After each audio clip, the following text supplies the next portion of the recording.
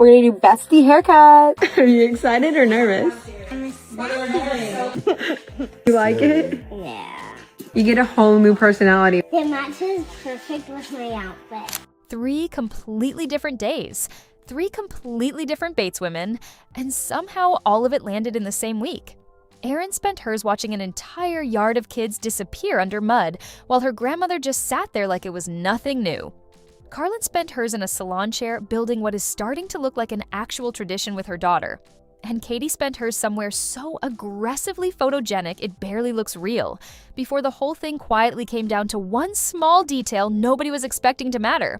Stick around, because the order we go in here actually matters for how the ending lands. Start at the farm, because this is the one that clearly got out of hand fastest. Erin marked it as part 1, which already tells you there was enough footage for a sequel before the day even finished. There is a bounce house sitting there completely abandoned, while roughly a dozen kids decide mud is the better option, and once the camera actually comes out, half of them are unrecognizable, soaked brown from the collar down, a dress near the front of the group that started the day a completely different color. Chad has already claimed the hose like it is his one job for the entire afternoon, and he stays out there a while. Kids lining up single file, boots left behind in a puddle nobody bothers to move, absolutely nobody leaving that driveway dry. Through the entire thing, Mama Jane just watches from the porch swing, sunglasses on, completely unbothered, like she has watched some version of this exact chaos unfold every summer for longer than anyone in that yard has been alive. She probably has. There is one photo sitting quietly in the middle of that gallery that does not match the energy of anything around it, and it might honestly be the best shot in the whole set. 2 girls hugging in an open field right at golden hour, one in yellow covered in tiny tulips, the other in white with cherries stitched down the skirt, both grinning like they got away with something nobody else knows about. No mud anywhere near them, no chaos, just good light and 2 kids who clearly like each other. It gets buried between 40 photos of dirt-covered cousins, which honestly feels like a small crime. Then the tone shifts hard for the wheelchair photo, and this is the shot that actually stopped people mid-scroll. Same guy, Chad, still on duty, now easing Mama Jane across the grass, past fences and trees that have clearly watched this family do exactly this for decades. It is sweet. It sits a little heavier than the rest of the post, and it is almost certainly what pulled half the replies into people typing paragraphs about their own grandparents instead of commenting on the mud at all. One comment mentioned there used to be only 7 cousins running around that same yard, back when this branch of the family was smaller.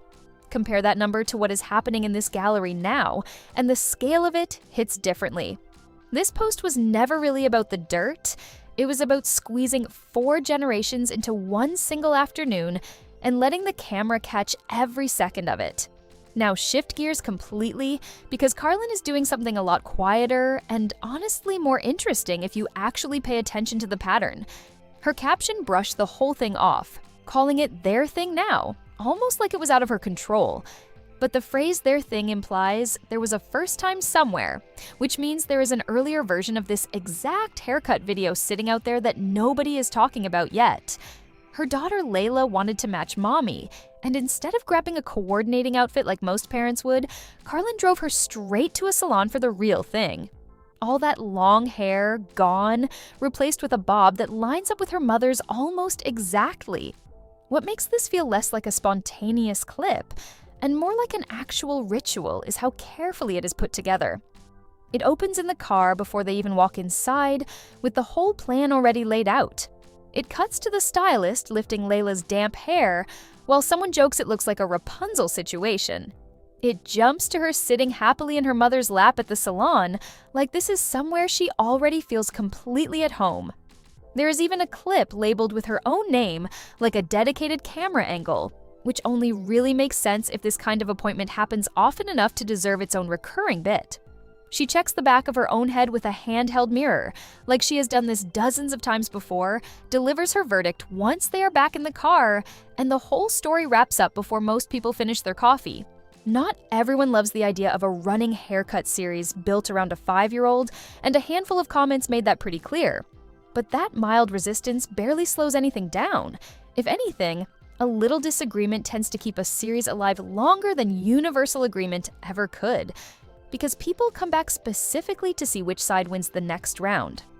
What this actually is, underneath the cute factor, is a mother turning a haircut appointment into a bonding ritual and documenting it like a tradition still being written in real time, matching bob included. Whether every single viewer is fully on board with that or not, the repetition itself is exactly why this keeps resurfacing in feeds.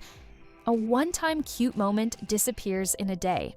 A running bit people can watch develop keeps bringing the same audience back every time she picks up those scissors again. From a recurring bit straight into something with zero repeat value at all, because Katie skipped both the mud and the salon chair entirely in favor of a trip to Magnolia Market. And if that name means anything to you, you already understand why this place is basically engineered to make people want to book a flight the second they see it. Giant yellow umbrellas everywhere, string lights strung overhead, a small white building in the background doing exactly the job it was built to do the moment a camera shows up. Her kids, predictably, could not care less about the aesthetic and went straight for the food instead. Haley is walking the brick path, gripping an oversized cup of what looks like strawberry lemonade, with the kind of intense concentration you usually only see in someone diffusing something. Harvey is parked at a picnic table, thoroughly demolishing a hot dog from Frenchie's, managing to spill roughly as much as actually makes it into his mouth, which honestly tracks for any toddler anywhere on Earth. There is also a shot of Katie herself, with Harvey balanced on one hip, and Haley wrapped around her leg mid-laugh, somehow still managing to hold a drink with her one free hand, which is basically the unofficial uniform of every mother on a family outing. None of that ends up being the actual moment that got people, though.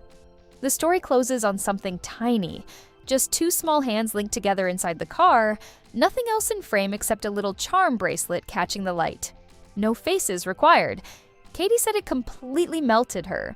And if anything that undersells the moment, strip away everything that came before it, the umbrellas, the string lights, the food, and that final shot would not hit nearly as hard on its own. It only works because of everything building up to it, all that color and noise eventually narrowing down to one quiet detail nobody planned on capturing and everybody somehow still remembers. It is a genuinely smart bit of storytelling, even if none of it was fully intentional.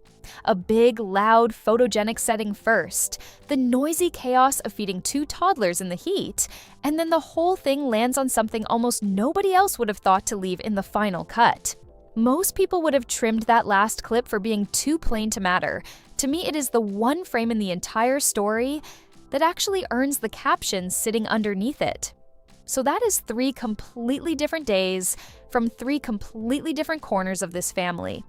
Mud and multiple generations pulling at people's emotions on one end, a mother-daughter ritual quietly building its own little following in the middle, and one quiet handhold in a parking lot closing the whole thing out. Which one actually got you the most? The farm chaos, the haircut ritual, or that last shot in Katie's car?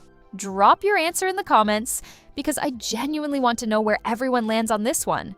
And if this is your first time here, go ahead and subscribe, since we cover this family every single week, and you really do not want to miss what comes next.